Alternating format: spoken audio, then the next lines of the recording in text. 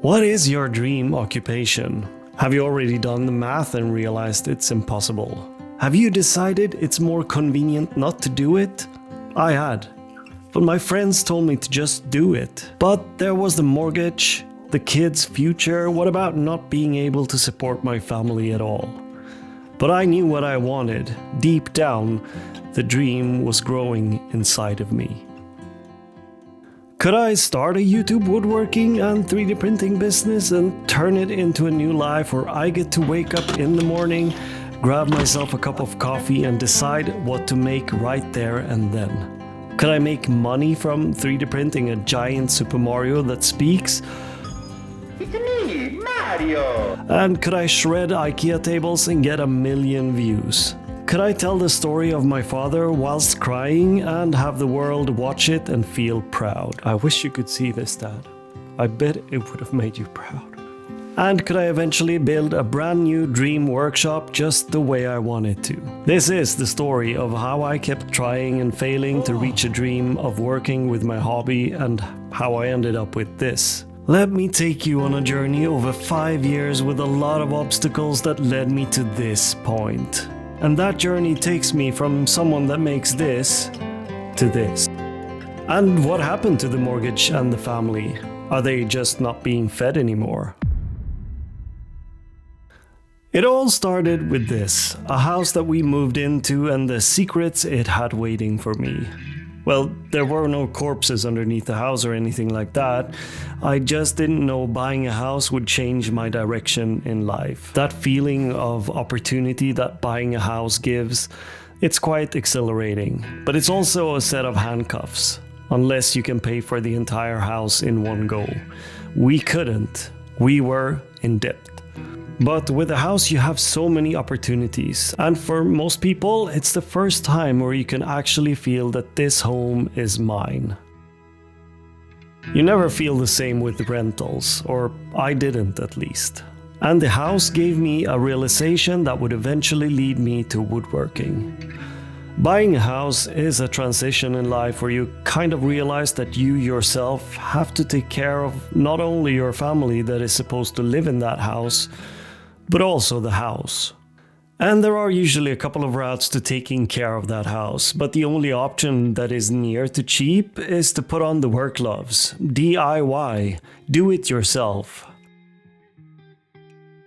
And from the start, everything seems like rocket science. At least that's what it felt like to me. Laying tiles, I can't do that. Bricks and mortar, I don't know how. I'll probably just do it the wrong way. Plaster walls? That's definitely too hard. What about laying floors? I wouldn't even consider it. The other option is usually to hire someone to do it for you, but we couldn't afford that. Far from, we'd spent all our money buying a house. But that's exactly where my woodworking story started. Rather than hiring help, I made it myself. And the love of making that had always been there kind of transitioned into woodworking. I slowly converted the garage into a workshop and started making the things I needed for that workshop too.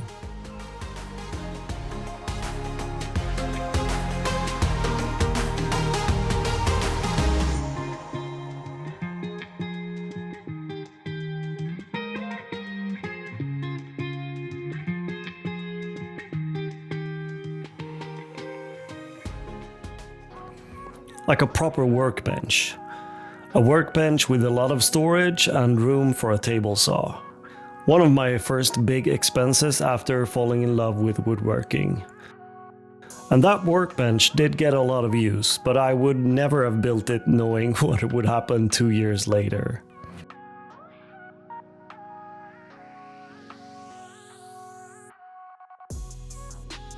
Was this the perfect workbench then? No. It was mostly me having a go at building something the way I thought would suit me best. But I didn't have the experience I have now, so when making this workbench I made mistakes that I wouldn't have made if I'd made it today.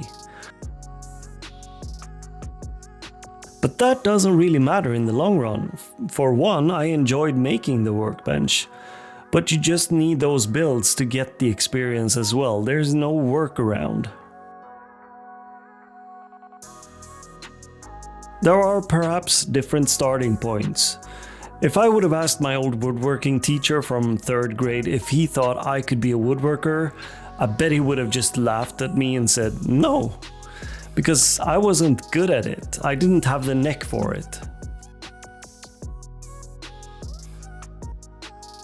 Perhaps education didn't do a good job, or I just hadn't realized you don't need to be good at something to enjoy it. And I enjoy it a lot. So much that I wanted to do more and more.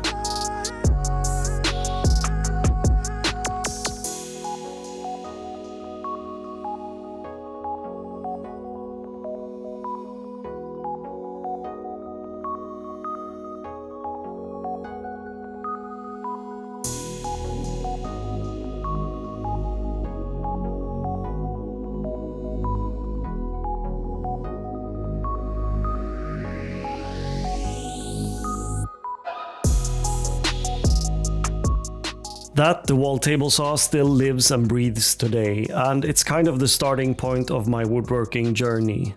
It was the first big purchase in woodworking, and I remember I was terrified of that saw.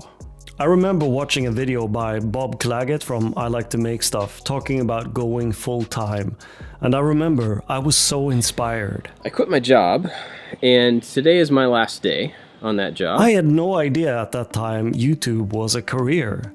I thought it was just a passion project. But I figured it was worth a shot doing a YouTube video to see what would happen. So I recorded my first ever video on a GoPro. Hi, I'm the Swedish maker, and today I'm going to make a leather mousepad. I was thrilled. Not only did I shoot that video, I had to set up a new account, come up with a channel name, which I couldn't, so I just ended up calling it the Swedish Maker in lack of better ideas. I made a logo, and doing all of those things, I remembered something I'd been thinking about for years. Watching a commencement speech with Steve Jobs, I heard him say that he connected the dots of his career looking backwards. He had dropped out of the classes in school that he didn't care about and instead gone to calligraphy class, and years later he had used that knowledge to put different fonts into the first Macintosh. And I slowly realized that my eager to learn new things, I had been going through a lot of different interests leading up to this day. I had been learning Photoshop at one point, I had been messing about with video editing, website making, logo making, woodworking, leathercraft, and I connected the dots looking backwards. I considered Steve Jobs my hero back then, and I decided to buy a figurine of him and place on my desk. And I even had a poster hung on the door to my basement studio that I started building. That time period will always be extremely valuable to me. It was the start of something new. It was exciting in a way I'd never felt before. I got up early every morning before work to keep working on my YouTube channel. I started listening to podcasts about content creation and woodworking. I was watching videos on photography and cinematography. Every time I was forced to go to work was just a longing game to get back home and keep working on my passion. Right, so this is the finished room for now. I think it became really good. I have the computer on my desk. I have the shelves in the background. I downloaded the YouTube Studio app, and it was the first thing I opened every morning, waiting to see if a new subscriber had come. But they didn't come that quick. The first 100 took a really long time, or at least it felt like it. Wow, 100 subscribers. It might not sound much to you, but to me I'm just doing what I think is fun, and to have 100 subscribers. Around this time, a dream started forming in my head. Not even remotely close to something I would consider coming through. I was working as a vice principal in a school, but it became more and more clear to me that just maybe this YouTube thing I was playing around with in evenings and weekends could one day be my living. I told my wife that I had a dream and that I wanted to invest in that dream, and she said okay. Tea time! So I bought some more tools, a camera, and I made a video every week. I still don't understand it. I was working full time, but still I managed to go out in the cold garage and make a project every week. Learning as I went.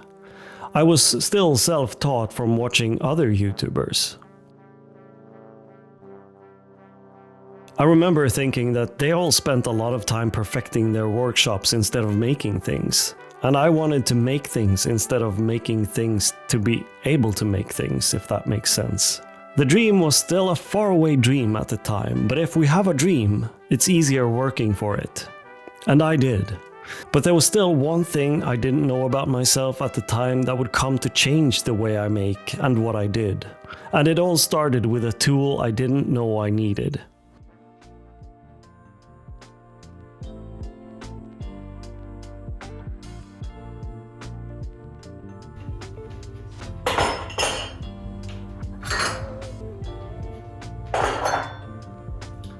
Now, it's tea time.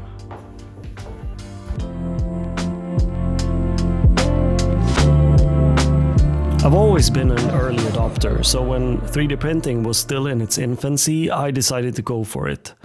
I bought a 3D printer without a single clue of what I would use it for.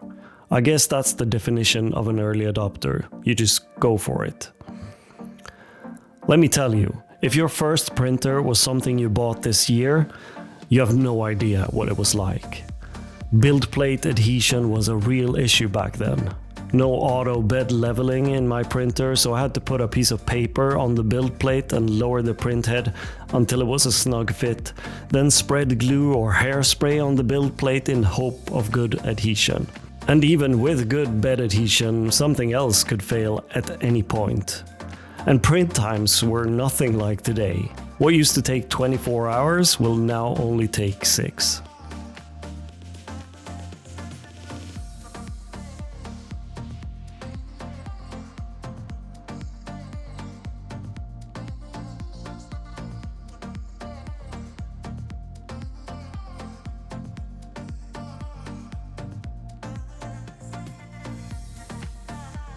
And in the beginning I didn't do that much except playing around with few models I could find online. But all of a sudden I started fiddling around with ideas of making my own things. Some of them were just for fun. I mean, no one else would ever need to print my head. But just the fact that I could do it spoke to me.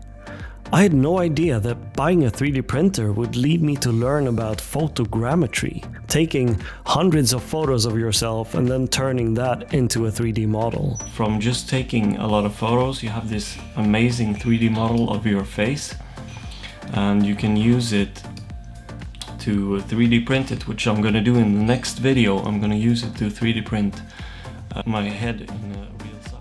And that knowledge would actually lead me to help out other YouTubers years later, but I didn't know that at the time. The more you allow yourself to just try new things, the more you learn, I guess. I am in the business of throwing myself into things, more so now than ever. I went from a scared kid thinking everything was rocket science, only to realize nothing really is rocket science. Except rocket science, perhaps. But even that, I could probably do it.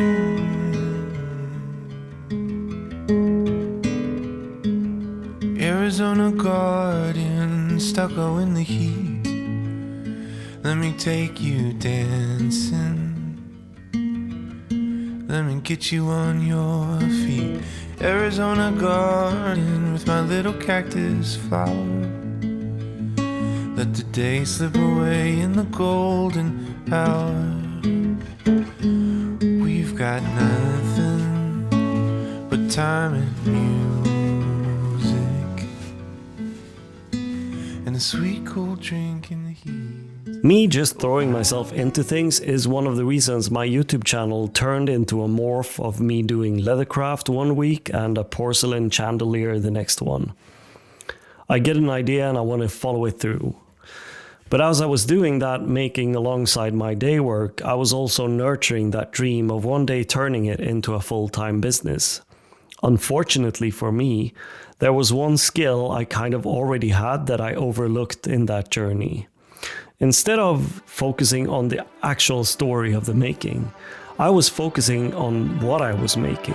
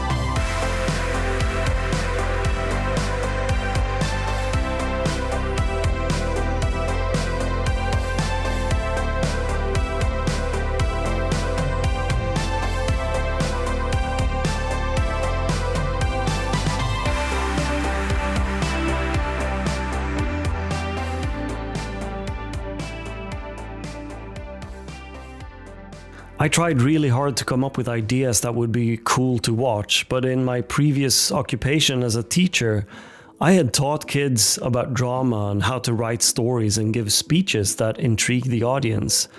But as I was creating small stories of my own in video format, I was doing none of that. I was doing none of what I had taught the kids. I guess sometimes you can't see the forest for the trees. Instead, I decided that 3D printing a big Super Mario that could talk would be something that all of YouTube would watch. But I was missing one key ingredient: a story. There was no narrative, but only a self-focused prick trying to show off. And the prick was me.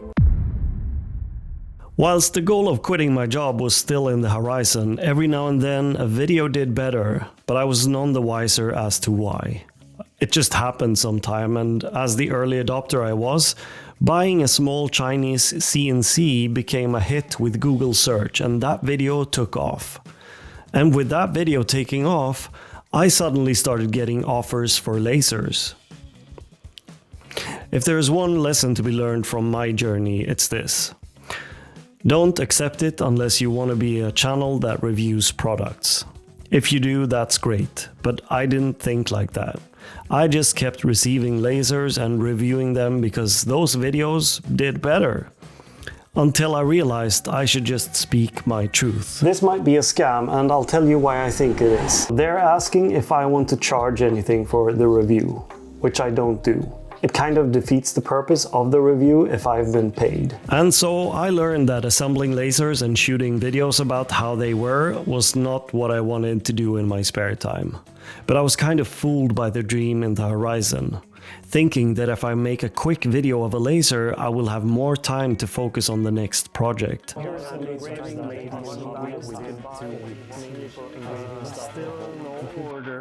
Oh, this is gonna be hard. And if I succeed, well, then you might have an idea if this is something you want to buy.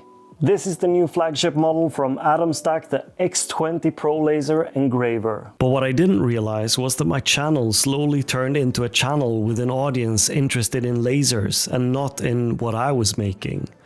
So whenever I posted a video making something, that video was showed to people interested in lasers and not to people that were into leathercraft or woodworking. And that lesson might sound like it's only applicable to YouTube, but it's not.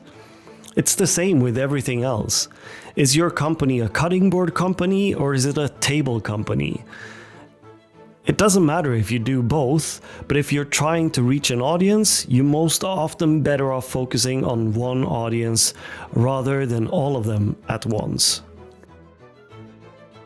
It didn't stop me though, or I didn't know better at the time. I kept knocking out projects, hoping each time the next video would magically, out of nowhere, go viral. and I would wake up one morning with 1 trillion YouTube notifications. But that never really happened. It still happened that a project led me to a couple thousand views, but then the next one that I thought was better went back into nothing. But all through that, the dream was in the background, and the fact that I just loved my hobby, making stuff and putting them on the internet, was making it easy to keep pushing.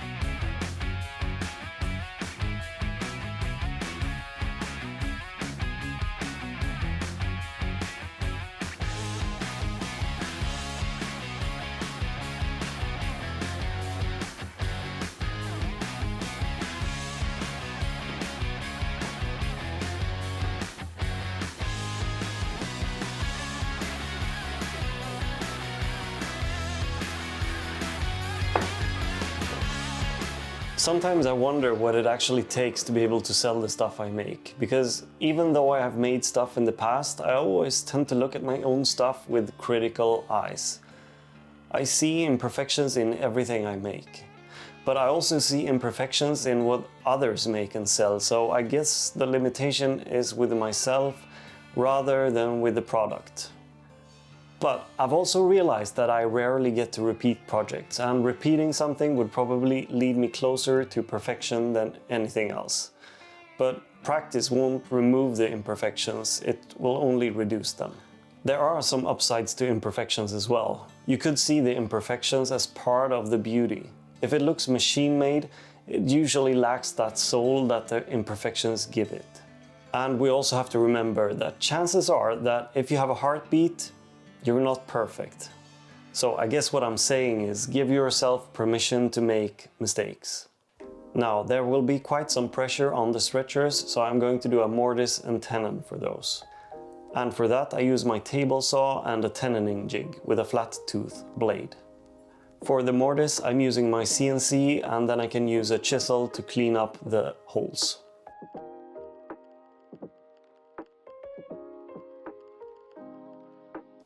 Once I had all my pieces cut to size and sanded, I could start attaching them together. For the leg assembly, I kind of wish that I had a Festool domino for this, but I don't.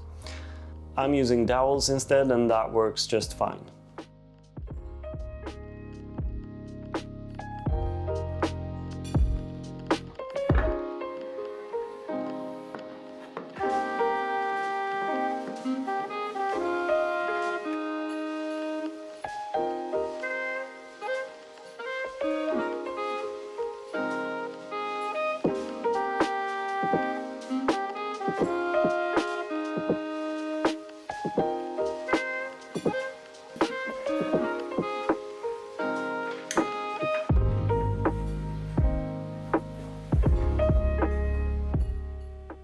To create a roundover on the seat, I used a roundover bit with the router. The bit is exactly half the thickness of the seat, in this case 15 millimeters.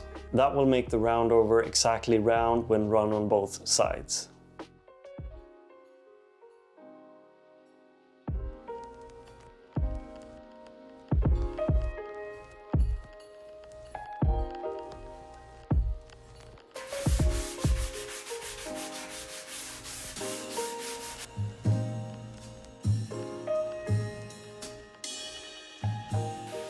I finished the piece with Rubio cotton white after sanding it down thoroughly.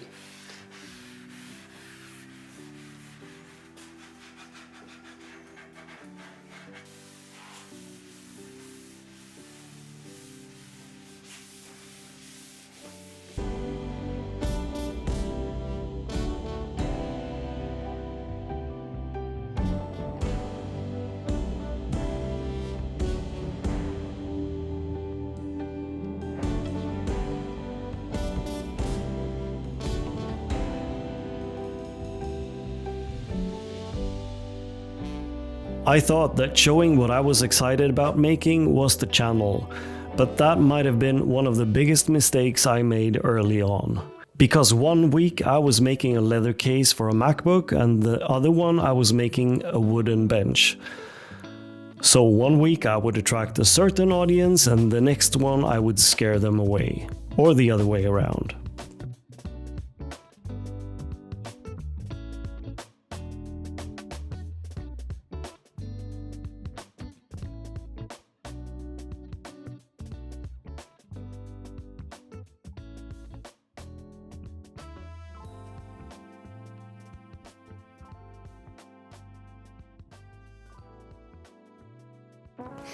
I think I was one of the first, if not the first, to print runners for my table saw. And I was so thrilled to see it work. Up until that point, I had issues with the wooden ones since my workshop wasn't insulated and they kept changing shape with the season, causing my table saw sled to jam and not run smoothly. So when I figured I could make one using the 3D printer, I was really happy. Now, a few years later, there are so many options to choose from. Runners that you can adapt to the size of your table saw, and you can print them with stronger materials than PLA. I started shooting for more difficult projects, things I thought would accumulate more interest. Like 3D printing that giant Super Mario that could speak. But seeing that now, it was something I made but not something I was interested in.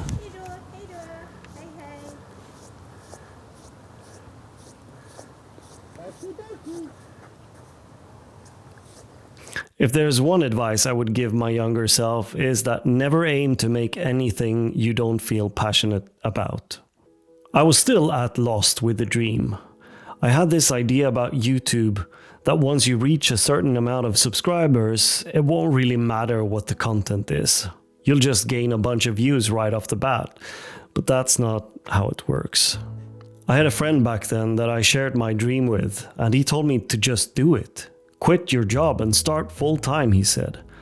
But that's not easy, I told him. I'm not making any real money from it, and I need to support my family, mortgages, and all that. But in a sense, I guess he was right. There's always a path to the dream, but you need to find the path. And I still hadn't. But I was about to because it slowly dawned on me that I was a total buffoon. I realized that I couldn't keep doing what I was doing, working full-time, then force myself to make a project every week and hope that it would take off. I had to change direction and focus on my passion.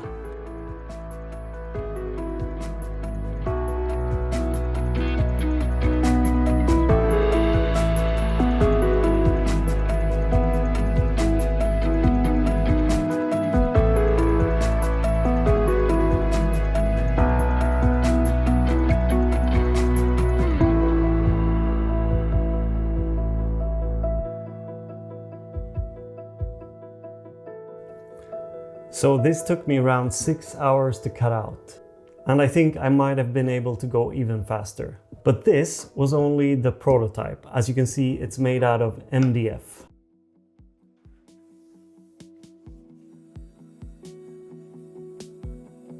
My first big break was the summer of 2021 when I received an email from Inventables asking if I were interested in trying the X-Carve. Me, a total nobody, and on top of that, they would pay me to make videos about it. I couldn't believe it, I was on clouds.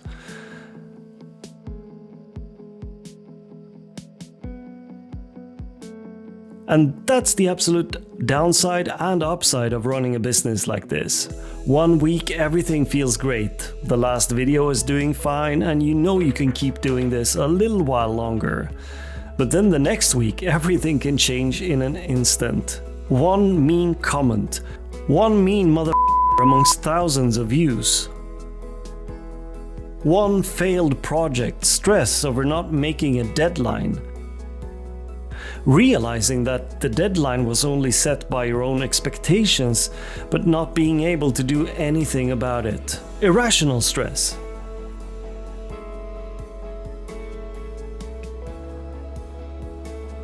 Anyway, this was me trying something different, trying to focus.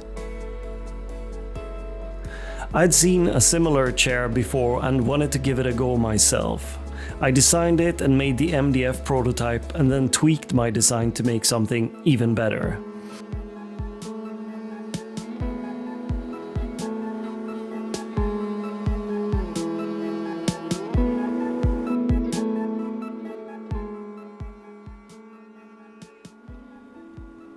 I also had a bunch of holes cut on the CNC for aligning the pieces when I'm gluing them together. And the holes are 8mm, which is the same size dowel I'm using. So let's just glue everything together. It was my first ever project where I did put a lot of time into the planning of the project.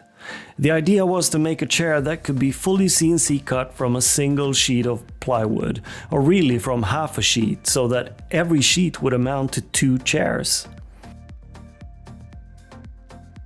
I uploaded the files for anyone to download for free, and since then the files have been downloaded thousands of times. Now there's one piece that I didn't cut on the CNC, and that is the support piece for the back of the chair. And the reason I didn't cut that on the CNC is because it has an angle that would be a lot harder to cut on the CNC and a lot easier to do on the table saw.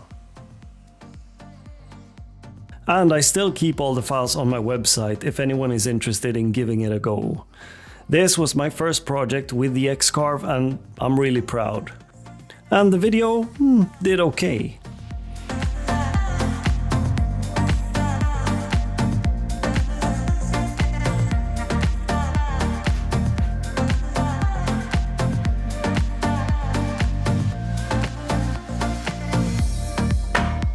The legs are glued together, but to be able to drill the holes for the dowels on the stretchers, I actually went ahead and made some 3D printed jigs for that, and these are going to help me align it. So there's one piece that goes onto the leg piece and then another piece that goes onto the stretcher.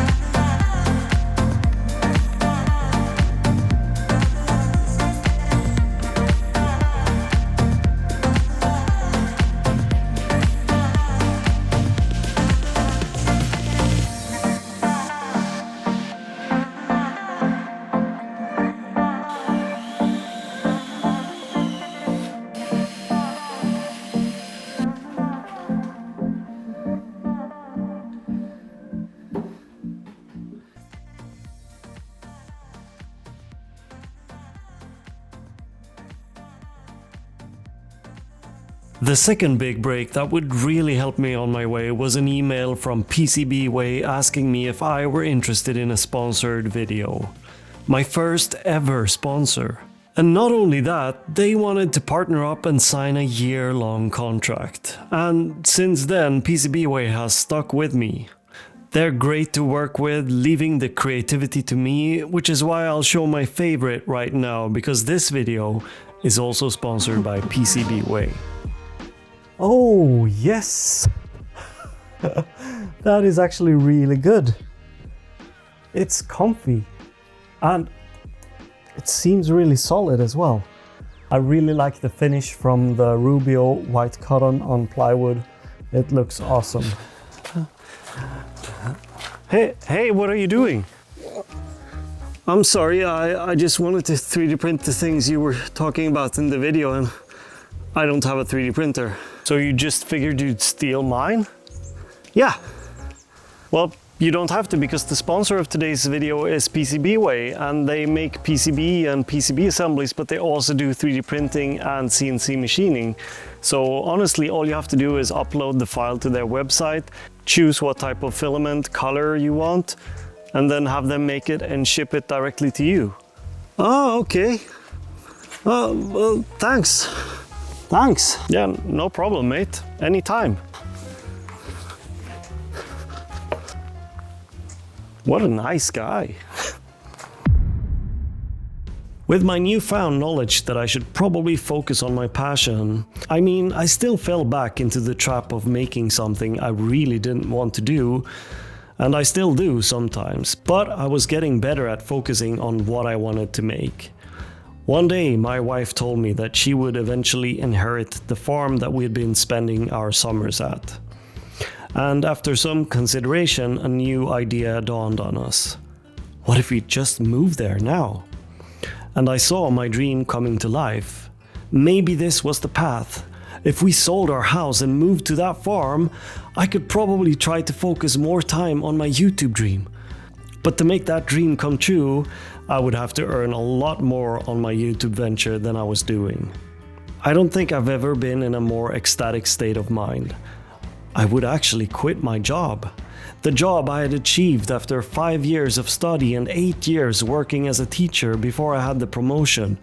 Would I actually take the step to just leave that behind and don't look back? Ecstatic and scared, I should say.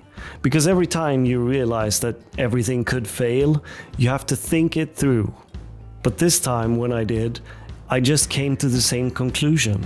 What's the worst thing that could happen? Really? I think deep down I knew. My friend who had told me to just go for it, he had done the same thing in his life, so he also knew from his own experience that when you're determined to try, you know you will work harder to achieve it. And I think that's also why he confidently told me to do it. So I guess I'm the same way he was now. I say, go for it. It will work out somehow.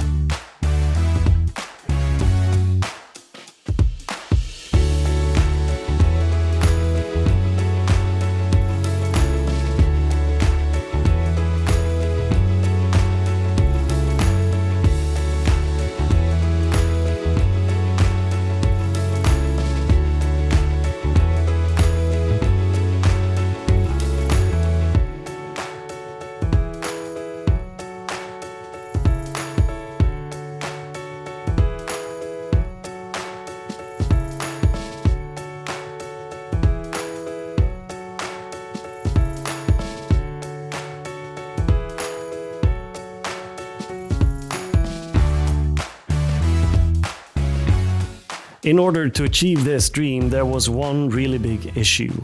Selling the house during COVID economy probably wasn't the best idea. In fact, it would actually be the opposite of smart. But we didn't care. We had this opportunity right there and then, and we decided to grab it. I still kept punching out videos, but we started renovating the house in order to sell it. We knew that if we could put in more time in the house, we hopefully could get the money back. I tried doing the thing of renovating and turning that into content. Surely it was about woodworking, but I still didn't see the growth I was hoping for. Renovating the house was also risk-taking. It might not lead to anything, and when the realtor called me and had a price set for the sale, I was disappointed. We had calculated the amount we would need in order to be able to sell the house and pay off the mortgage and be able to move into the summer house we had on the farm. But the realtor explained that if we were lucky, we would get that, but probably not. He wanted to set the price a bit too low, which made us scared. After some debating with the realtor, we decided to set the price slightly higher than he wanted to. We were also asked to hire a decorator. They didn't cost an awful lot, but everyone we talked to suggested getting it because you would get the money back with a higher selling price. People buy with their eyes, and the pictures of the house is the first they see. We knew that, but we trusted ourselves to do that part anyways. My wife even baked a cake for the photography session. We had been looking at so many houses ourselves and knew exactly what we'd been looking for back in the day. And we knew that we had turned our house into that. The house went online and the realtor called and he said he had 2 couples that wanted to see the house before the main showing. And we agreed to let them. This could be our chance, we thought.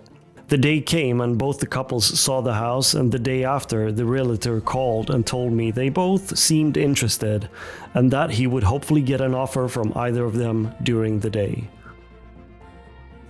Early in the morning, I got a text message saying that we had an offer for more than we had expected and asked for, and I could finally relax after months of preparing the house and months of anxiety. It was such a relief. The realtor admitted we had been right to raise the asking price. And the other couple that had also seen the house actually jumped in and it turned into a bidding war, and that bumped the price even further. There was nothing stopping us now. We would actually do it. And by then I decided to go back to focus my attention back to the channel and eventually moving out.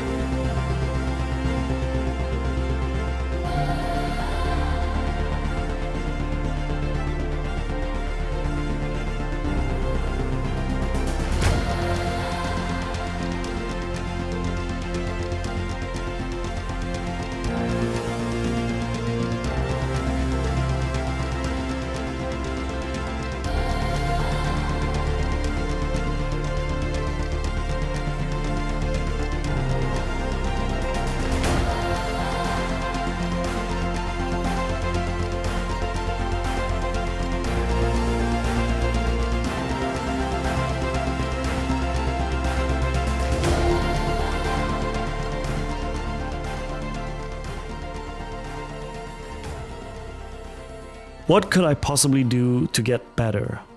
Drew from Woodworks told me about a course by some other YouTubers, Colin and Samir. So I took that course and realized that they were teaching me what I had been teaching my kids in school about storytelling when I was working as a teacher.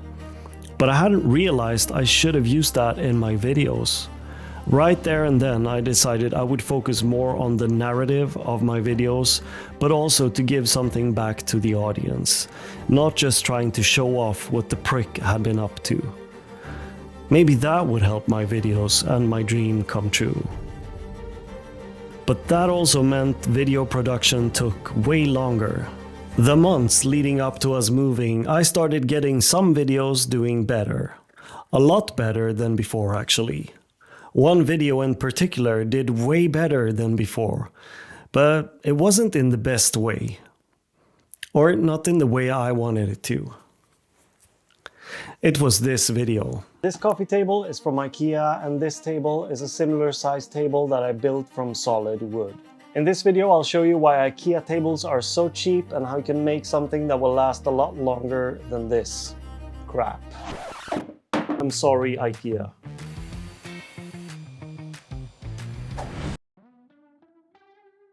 I heard a lot of people complaining about the prices that woodworkers charged, and not a lot of the time the price came back to the fact that IKEA prices are cheaper. So I decided to make a video about that. In the video I built a pretty dumb coffee table, I admit, and that was my mistake. Short for time, since I was both working full-time and preparing to move, I made a small coffee table and compared that to an IKEA one. But the video was supposed to be more about the price difference and the difference in what you get, comparing hardwood against the cardboard you get on IKEA. But me making a dumb coffee table instead of a proper project, combined with the fact that I did a poor job explaining my point, gave the haters something to comment about. And the video reached 1 million views. To this day, that is my worst video, but my best performing one. There's not much I can do about it now, but that also marked a turning point for my channel. Because the other problem I mentioned earlier, doing all sorts of stuff, leather, electronics and woodworking, it wasn't working. I had to focus in on one thing. I had to make sure that you, the audience, would know what you would get when visiting my channel. So I stopped doing leathercraft. Not entirely, I still love it, but I don't show it on this channel as much anymore. I stopped doing videos that were made in a haste and tried investing more time into each project. More and more videos started performing better and the move was getting closer and I could finally do the thing a lot of people dream of, hand in my resignation at work. So we just sold the house, we signed the papers, and I immediately resigned from work, which I didn't want to do prior to selling the house because that could have left me in a pickle. If we couldn't sell the house, that is. But that moment, handing in the resignation and just believing in myself to the extent that I didn't feel nervous about it, that was a tremendous feeling. And here I am, the house is sold and we will spend the coming month preparing and going through with the move. So this is the moment I've been waiting for. To be honest, I'm really tired, but it's also mixed with a feeling of hope and freedom. And the curiosity of what's to come next, because honestly, I have no idea. But I still hadn't found my thing. It was yet to come. And having a dream like mine, you don't really see the struggles that come with it. But I was about to face them. The day finally came to move to a farm. The old workbench, remember? Well, I couldn't bring it. It was too big to fit through any door, and even if I did, the 3-hour drive to the new house would only allow me to go so many times back and forth. And even without the workbench, we drove a lot of times back and forth. I also got rid of my beloved X-Carve for the same reason as the workbench. The problem was I didn't have a workshop in the new house. Just a small space that connects to our home, and that would serve as a temporary workshop and a podcast studio. And also a place for my 3D printers. They had now converted from the first one I bought, the Creality CR10, to Bambu Lab printers. But little did I know, building myself a temporary small workshop would lead me to my thing. It's funny how things in life play out like that. I had to turn that small room into a working workshop before I could build a brand new one in the barn on the farm, which will be a thing of its own. Limited by a small workshop, however, I only had the opportunity to do what I had space for. Larger projects had to move outdoors, and the more I filled this small workshop up, the more I found a fascination for optimizing it. And the best way I could do that was by using the 3D printer more. I made a bunch of hangers and holders for my pegboard, and I started thinking about everything else in the workshop. I had to use the walls a lot more because the floor space was getting cramped. But that was also the way to finding my path. Combining woodworking and 3D printing has been the most joyous thing I've ever done. Solving problems using all the tools at my disposal. This was my thing. So I realized that focusing in on that was going to be my channel. But that didn't mean I still make videos about other things. I still make the mistake I realized I shouldn't. So when a company reached out and asked me to try out their new 3D printer that could print 800 by 800 by 1000 millimeters, I said yes without thinking it through. I just accepted it the same way I had accepted lasers back in the day. And this again would prove not to be my kind of thing. For one, it fell down the stairs when I stubbornly tried to carry it in on my own.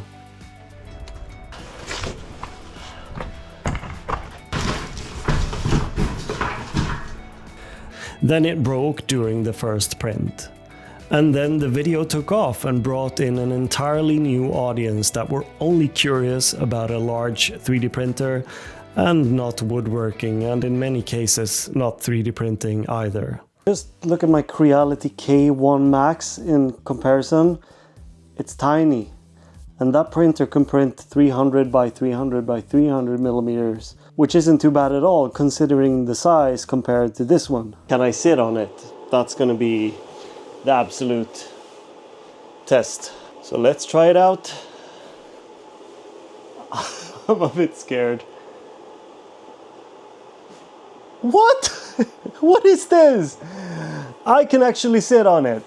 I can actually sit on the stool I printed. I printed a piece of furniture. How cool is that? It feels kind of solid with the downwards pressure. But it seems like if I wobble like this, I could probably snap the legs off pretty easily. I still make the mistake of accepting stuff I don't need. I sold that 3D printer not long after the video. Who has room for a giant 3D printer? And I couldn't stay in the small workshop forever. I needed my own space. But there was one thing stopping me, or rather two. Two giant silos were covering most of the space I needed to build my dream workshop in. There's just one problem before we can get started, and as you can see, there are two massive silos behind me, and I need to get rid of those to build the workshop, but also the ceiling height. There's a lot of it, so that means I can build a secret. I'm not going to tell you about that just yet, but I'll show my plan later. And getting them down seemed like a task I had no idea of how to do, and I could never have understood the amount of work it would take. You can hear from my breathing that I'm not enjoying this. Alright, so I'm up here. There's a dead bird over there. Just a crate. Let's see what's...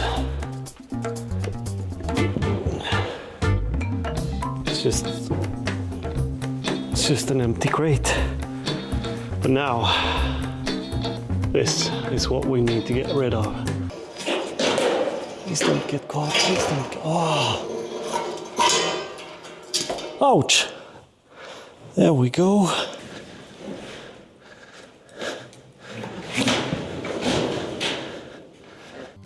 After lots of work though, the silos slowly came down and we ended up with big holes in the floor that we had to fill with whatever rocks we could find and then seal them up with concrete.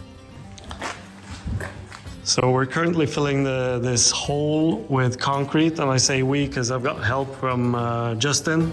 He's the Garage Avenger on YouTube. Go check him out. We're pouring concrete. I'm gonna fill this hole up, and that's all I have to say about it.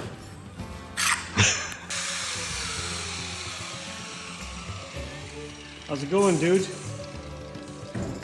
Nice to do all the work yourself. Not only that, the door leading into the cows had to be closed up with bricks.